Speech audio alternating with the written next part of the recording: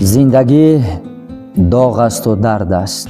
همین سمکه اپای ملکه زدیم قپ گریختیم از قفای ما شادروان قربان عبدالله فراشان شد میشد از قفای ما دویدن و اپای ملکه از درون اوزبار وردن که در سمکم تیلووری بود زندگی گرم است و سرد است. اور گفتن که دیو ایرا سرسم میترسیم دیوونه را سرسم میترسیم این عقل بیگانه.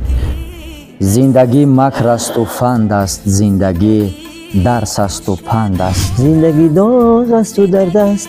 بعد با یک دوبار جایزه هم گرفت همین شعر همین با صدای اپای ملکه بود. بنده حسن چیله به یگون مکر هیله باید خرسان کنیم. آرزو میکنم بگذار هر یکی ما و شما عاشق یکدیگر باشیم، عاشق بیم کسب خود، هنر خود، عاشق آن همین سرزمین بیشتاسای خود که تاجیکستان نام دارد عاشق آن همین باشید.